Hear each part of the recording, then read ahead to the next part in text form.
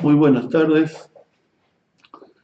Hoy estamos en domingo 24, porque el jueves no pudimos hacer esta grabación por temas de salud. Eh, Así que aquí estamos. Eh, la semana pasada tomamos como tema la destitución de el comandante del ejército, eh, Manini Ríos. Y hoy queríamos seguir ese tema, pero desde otro ángulo. Habíamos dicho la semana pasada,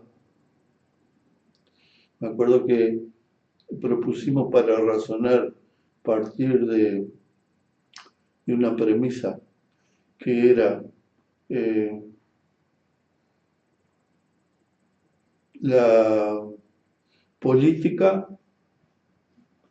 se estaba hablando de la política que instrumentan los distintos gobiernos. La política que se instrumenta responde a algún plan económico. O sea, la política no es ajena al plan económico que se quiere implantar, sino que es una consecuencia. Entonces, me acuerdo que hablábamos que a la salida de la dictadura, que la dictadura tenía la finalidad, acá y en los 14 países que se instrumentó en iguales años, la dictadura tenía la finalidad de imponer el modelo económico neoliberal a ultranza y abatiendo toda resistencia de los pueblos, y eso fueron las dictaduras. Y en nuestro país también. La causa de la dictadura fue eso, o sea, la necesidad que de los centros de poder tenían de instrumentar una política económica que lo favoreciera y que se llama en forma vulgar el neoliberalismo, la política del mercado, luego se, se le nombró como la globalización, pero es parte de un proceso en que esa política se ha instrumentado en el mundo. Entonces quiere decir que, habida la dictadura, ese fue el propósito. La dictadura como forma política de un plan económico. Se desgasta políticamente la dictadura y se resuelve volver a la democracia, que es otra modalidad política, y entonces se hace el pacto de Clunaval. Estoy repasando lo que hablamos la semana pasada. El pacto de Clunaval es precisamente el entregarle a los partidos políticos la regencia, o sea, la dirección política, pero con la condición de que siguieran en la misma política económica. Y se proscribió a quienes tenían como idea o como programa una política económica diferente.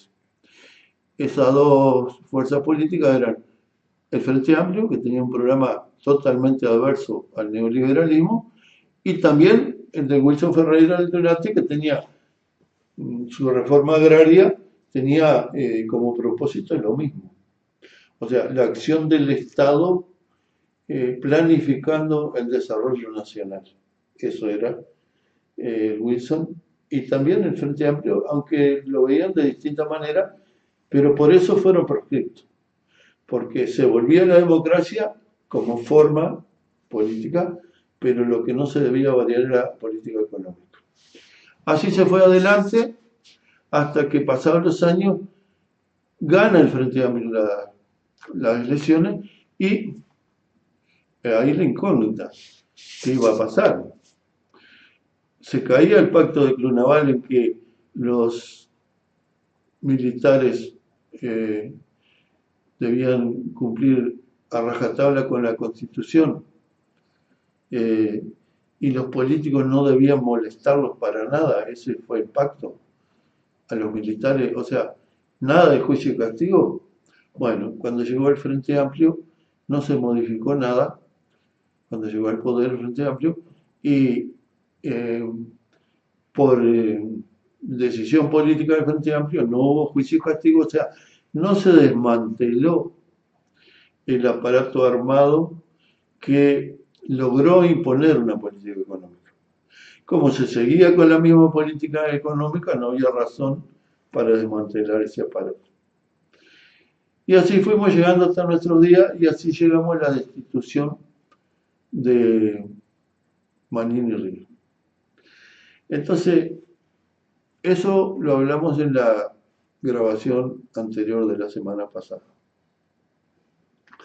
Quiere decir que sucedió algo, se empezó a romper el pacto desde el punto de vista del pacto entre los políticos y las Fuerzas Armadas.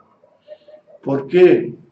Porque, por ejemplo, se tomaron medidas por vez primera de echarle mano a la caja militar, o sea, a la previsión social de los militares. Entonces se rompió el pacto.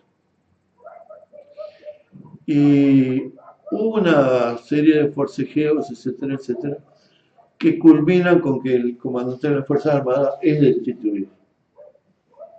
Entonces eso fue lo que hablamos la semana pasada.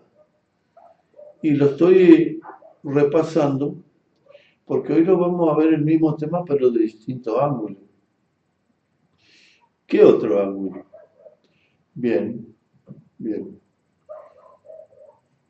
El ángulo del cual lo vamos a mirar al tema hoy es otro. Lo que dije recién se comprende. Hay una lógica en lo que hemos dicho. Pero hay causas de lo sucedido que no están en el plano nacional. ¿Y qué causas son? Bueno, los centros de poder en Occidente tienen una historia en la forma en que ejercen su dominio. Entonces, si hablamos de América, América nace al mundo político occidental cuando todos estos países dejan de ser colonias, de norte a sur. El norte se independizó de Inglaterra y el sur de España, el centro y sur de España. Y por lo tanto se formaron estados, países con un territorio y una jurisdicción política. Y dejaron de ser colonias para ser países independientes, entre comillas. Bien, todos esos países, como cualquier otro estado moderno, tienen sus ejércitos. ¿Por qué tienen sus ejércitos? Para las cartas orgánicas de todos los países dicen que los ejércitos deben de custodiar el territorio de su jurisdicción, la soberanía y la independencia. Son una entidad armada para defender eso. Quiere decir de que, volviendo a nuestro tema, que hoy hay de los centros de poder en Occidente una necesidad de ir contra los ejércitos nacionales, quitarles posibilidades, disminuirlos y, si es posible, eliminarlos. ¿Y por qué es esto? ¿Por qué es esto? Y bueno, demos una rápida mirada a estos 200 y algo de años en que estos países fueron independientes y generaron su propia historia en relación con los centros de poder. Entonces vamos a tener en el mundo colonial, por ejemplo, en esta América del Sur que conocemos más, que se revelan elementos del ejército español contra el sometimiento en que mantenía el Imperio Español a sus colonias, y son sus propios soldados, sus propios oficiales los que se rebelan. Cosa que nunca la estudiamos en la escuela, porque hay como un manto de silencio. El ejército del Imperio Español, si cabe, fue uno de los más sangrientos de la historia. O sea, represor ainda mais, como dicen los portugueses.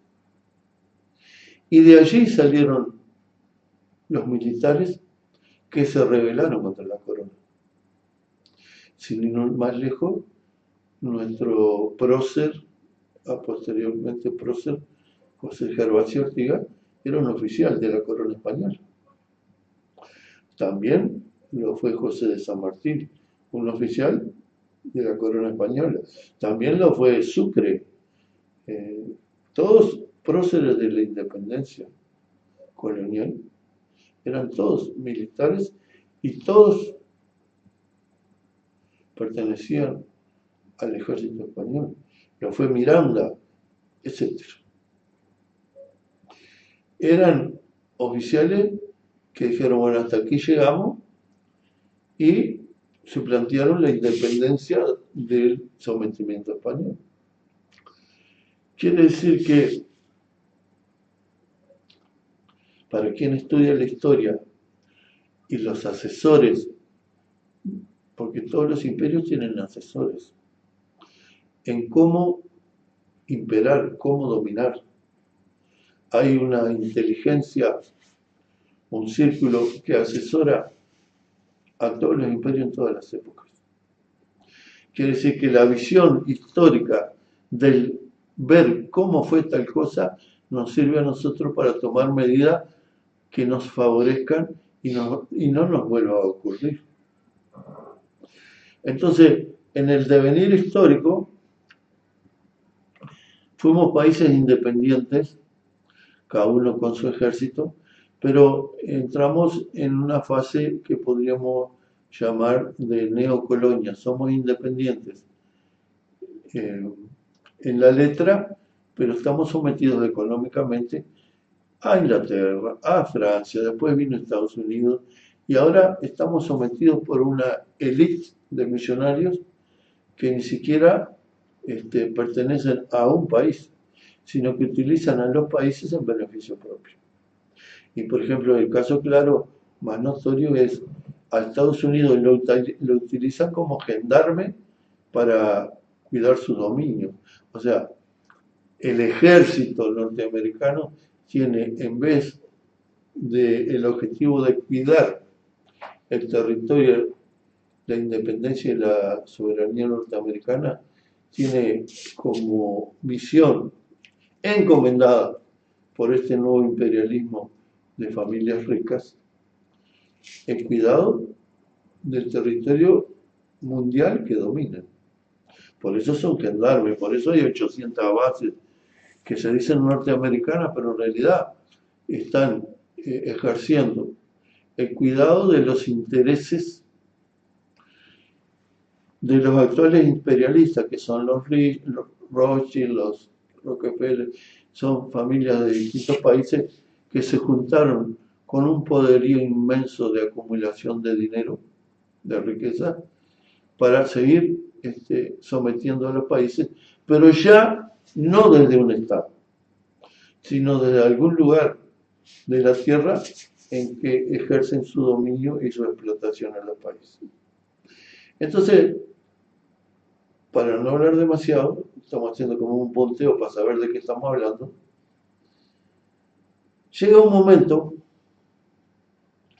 que se hacen como distintos intentos de control por parte de los imperialistas de turno. Entonces, al fin de la Segunda Guerra Mundial, en América se funda, por ejemplo, el TIAR, Tratado de Río, de asistencia recíproca que se firmó en Río de Janeiro, que reúne a todos los países de América para hacer un pacto en que si son agredidos del exterior, todos deben responder en forma al unísono, en defensa del país agredido. En realidad era una fórmula para atar al carro del país gendarme, que es Estados Unidos, a todos estos países con la doctrina o el verso, qué sé yo, de que América iba a ser agredida por el comunismo porque en la posguerra y por mucho tiempo rigió la Guerra Fría entre el poder soviético y Occidente. Entonces se forma el TIAR, o sea, Tratado de Asistencia Recíproca. ¿Y qué efecto tiene eso? Por ejemplo, es notable que como se firma el TIAR, Costa Rica resuelve no tener ejército. ¿Para qué? Si es agredido, va a responder toda América en defensa de Costa Rica. Es un caso aislado, pero demostrativo de lo que se busca, ¿verdad? También se forma la OTAN con la misma en Europa, en el hemisferio norte, con los mismos propósitos. Si alguien es agredido, todos responden. Bien. Quiere decir que se genera un grado de dependencia claro, hasta por escrito, todos los firmantes de este pacto aceptan, qué sé yo, en que hay un colectivo de países que van a salir en defensa de tu territorio si hay algún tipo de agresión. Y así fue adelante el TIAR y así fue adelante la OTAN hasta hoy. Ahora llega un momento que la experiencia de dominación y saqueo lleva a que, respondiendo a los intereses de los actuales amos del mundo, cuando hay resistencia visible al saqueo, está claro, por ejemplo, en el Irak murieron 1,5 millones de personas porque Estados Unidos y sus aliados le llevan la guerra a Irak, porque se resiste Irak, se resiste al saqueo. Entonces, así todo, es una guerra muy cruenta. Es muy cruenta la guerra en Libia,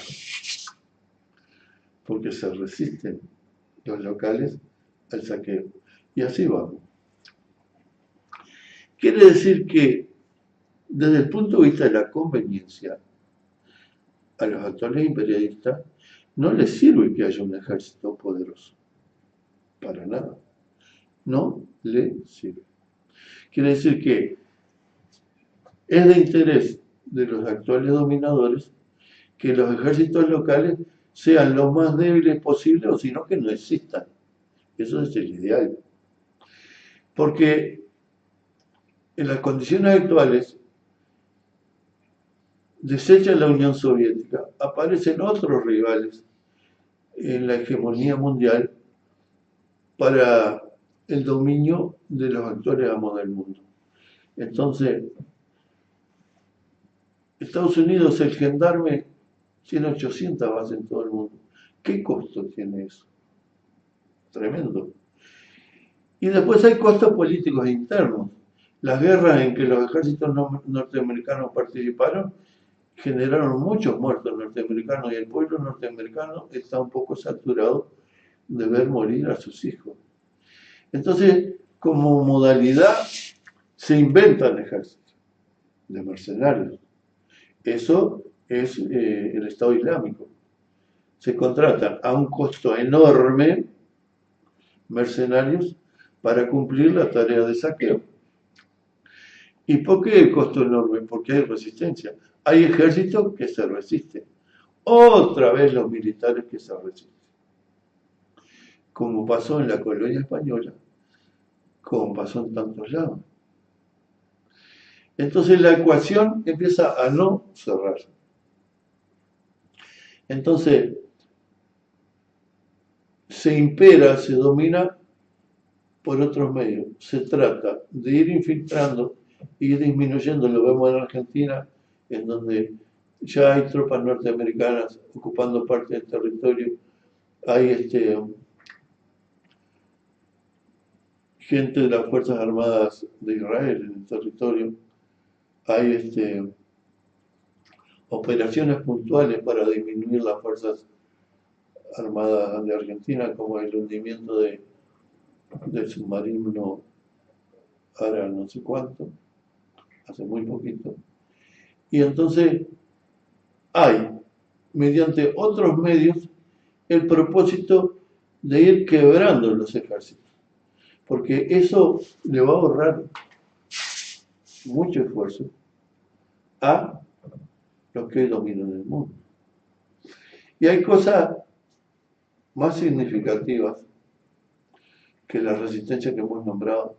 Por ejemplo, aparece, en el momento que se cae la Unión Soviética, se desmantela el gran enemigo, aparece en América un Hugo Chávez que luego del, o sea, y sus compañeros, o sea, militares, que luego de la masacre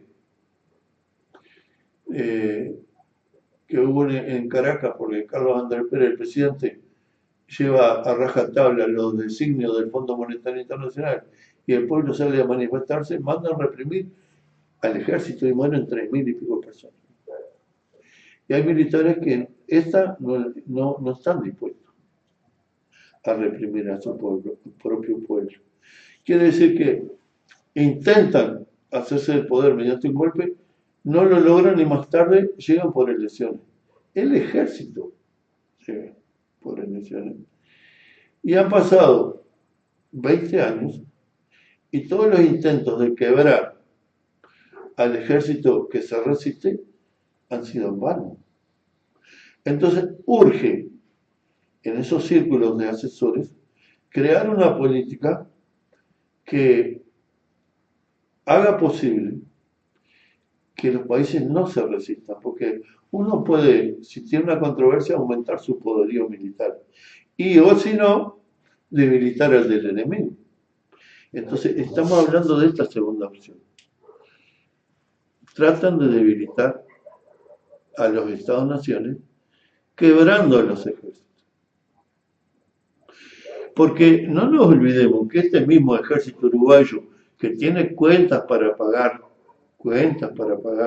en la dictadura, le avisa al gobierno del Frente Amplio, el Estado Mayor del Ejército, que paren de extranjerizar la tierra, que ya hay la mitad de la tierra está en manos extranjeras, y que el ejército, que en su carta orgánica, como en cualquier otro país del mundo, tiene como objetivo el mismo objetivo que en el pacto de Club Naval se lo subrayaron, el ejército, de cuidar el territorio, la soberanía y la independencia. Y si las tierras se extranjerizan, el ejército no tiene razón de ser. Esto le advierte este ejército del cual fue comandante Manini Río al poder político, cumpliendo su deber, le advierte. Quiere decir que está clarísimo, como ejemplo, que los que entran a saqueo y se quedan con el territorio, los recursos, los bienes, el agua, las mineras, no les sirve que haya un ejército. No les sirve que haya en el país una fuerza armada que diga no, no les sirve. Y ahí están en Venezuela, que no importa si Maduro es simpático o es un dictador, qué sé yo, el tema es que las Fuerzas Armadas de Venezuela hoy están más fuertes que hace 20 años porque ampliaron su radio de acción haciendo causa común con el pueblo venezolano en lo que llaman ellos ¿cómo es que le llaman? Eh, Alianza Militar Popular, o sea, el pueblo van las Fuerzas Armadas. La milicia van las Fuerzas Armadas. Quiere decir que es grave. Si yo trabajo para el imperio actual y soy un asesor, tengo que opinar y dar razones de cómo podríamos hacer para pasar estos tragos amargos, cómo vamos a ejercer la dominación hacia adelante. Y lo malo no es que exista Venezuela como ejemplo. Lo malo es que otros ejércitos, y estamos hablando siempre de América, se pueden ver seducidos por el ejemplo de un ejército que dijo no. Y el propio ejército uruguayo puede decir no. Esto está bueno que nos entre en la mente, porque el hecho de que haya cuentas que el ejército uruguayo tenga cuentas con el país. Imaginen ustedes las cuentas que tendrían Artigas, San Martín, Sucre, ¿no? Con los pueblos, porque eran miembros militares del sangriento y cruel ejército español. Eso no lo estudiamos. Está todo en una envoltura romántica, lo que nos enseñaron en la escuela. ¿Verdad? Entonces, desde lugares en política y en Uruguay, pero creo que en varios países que conocemos, se da la ingenuidad, la infantilidad de ir contra los militares como tales. Eso basado en la actuación de los militares en el malón del imperialismo que metió dictadura en 14 países con crímenes de todo tipo, pero nos estamos comiendo que hay un imperio que está cayendo, tiene serias dificultades, y entonces se puede dar lo mismo, para decirlo de una forma sencilla, que pasó con el Imperio Español. El Imperio Español, cuando se levantan acá, tiene serias dificultades, está invadido por Francia. La Francia revolucionaria o imperial ya es invadido. Entonces es el momento para que se alcen las distintas colonias que luego fueron países. Y esto se asemeja porque si el que te somete está en debilidad, y bueno, si queremos ejemplo, el imperio no puede permitir Venezuela, no solo quiere el petróleo, que desde luego que lo quiere y toda la riqueza, pero no puede permitir que un ejército, un país con un ejército diga no, no lo puede permitir, porque otros van a tomar el ejemplo. Imagínense que acá en América, ¿cuántos militares en el momento mayor poderío imperial se levantaron? Entonces, el militar, yo que sé, en Guatemala, Jacobo Arbenz, en el momento de mayor poderío se levantaron, ¿no? Seguimos nombrando militares, ya más modernos, ¿no? Desde el tiempo de la colonia. El presidente de Panamá, Torrijos, que uno veía la foto y parecía un vaquero de las películas de vaqueros norteamericanos. Parecía, se vestía con el sombrero doblado, todo. Ese sacó la base norteamericana que había en Panamá, que fue un país creado por los norteamericanos, le sacaron un pedazo a Colombia hace 100 años y fundaron Panamá y su canal. Y Torrijos empezó a pelear el control sobre el canal. Y llegó a un pacto con un presidente norteamericano. Y después lo eliminaron al militar, al general Torrijos, como liquidaron a Jacobo Arbenz, otro militar. Y otro militar, por ejemplo, yo que sé, en México, Cárdenas, Lázaro Cárdenas se sacó de encima las petroleras, que eran norteamericanas básicamente en esa época, y nacionalizó el petróleo, y era militar. Entonces, tenemos que repasar la historia. Y si bien nosotros podremos tener un juicio adverso con los militares que estemos estudiando de acá, de Argentina, de Brasil, por su actuación, tenemos que tener en cuenta lo que los asesores del imperio ven. Ven que es muy peligroso que haya fuerzas armadas con capacidades de resistir. La capacidad en su preparación y armamento y en su pensamiento. Porque esto pasó en Perú. En Perú con los peruanistas, los militares peruanistas, ¿no?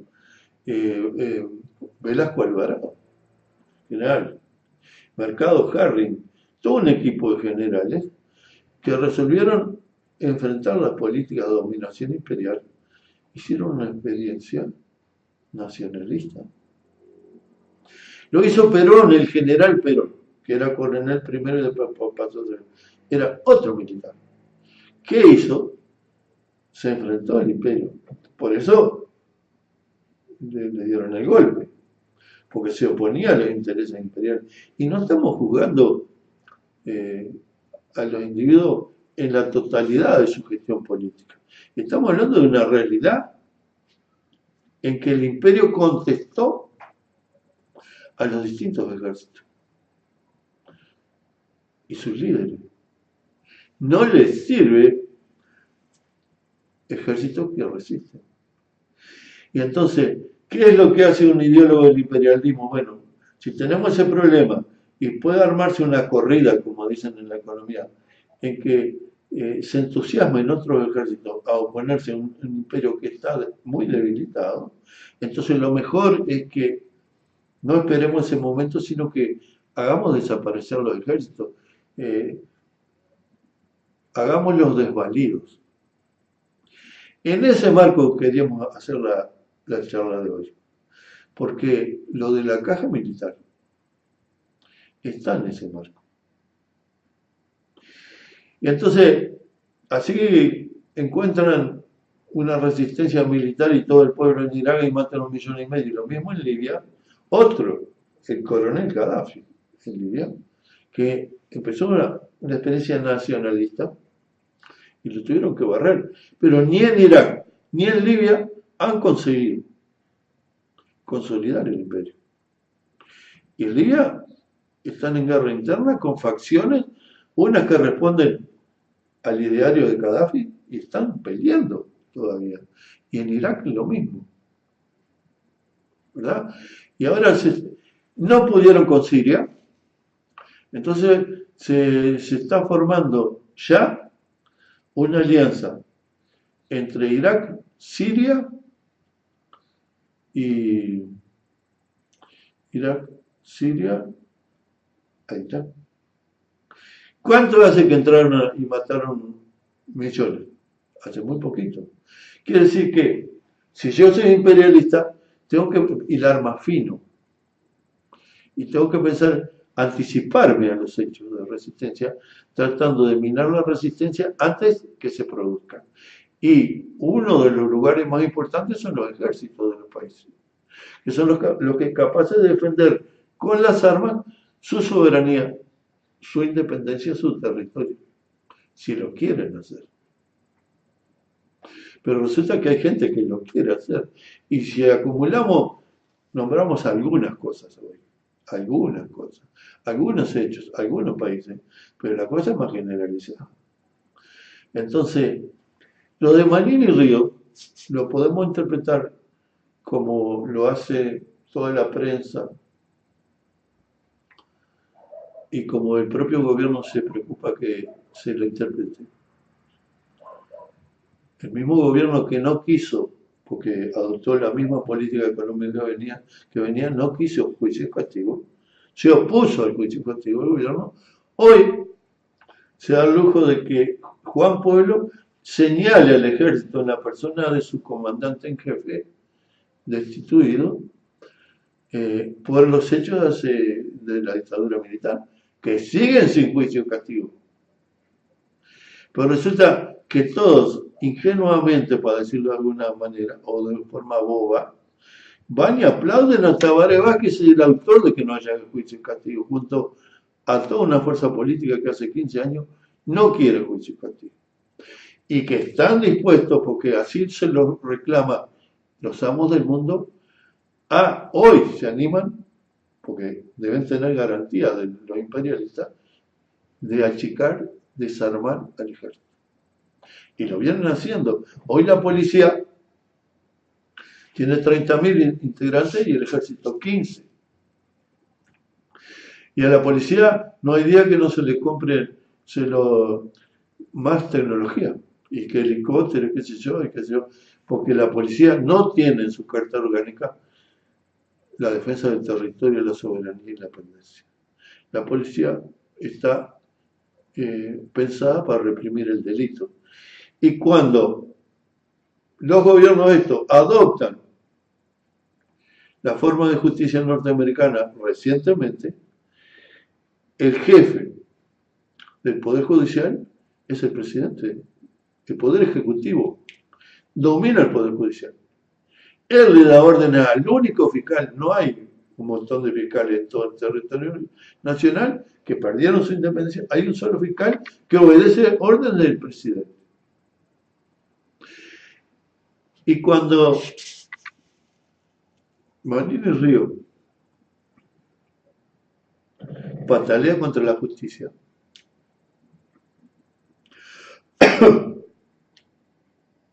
nos olvidamos de eso. Que hoy el Poder Judicial está amañado. Es un plan que viene de los centros de poder para el control del país. Y el Poder Judicial es el que ha metido preso a políticos que le molestan. Así como se proscribió al Wilson y al Frente Amplio con el Pacto de Club Naval, hoy se proscribe a políticos más allá de sus prendas personales, que se oponen o se han opuesto total o parcialmente al poder imperial. Están presos y destituidos. Dilma, el paraguayo, persiguen a Correa, etcétera, etcétera. Quiere decir de que lo del ejército es más que una destitución. Es un plan imperial. Y hoy el imperio que tiene un gendarme, que es Estados Unidos, está por ese mismo problema en entredichos con Europa. Y los líos de la OTAN son por el mismo problema.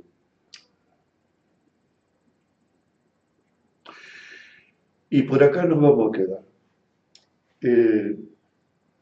Quiere decir que lo miramos de otro ángulo.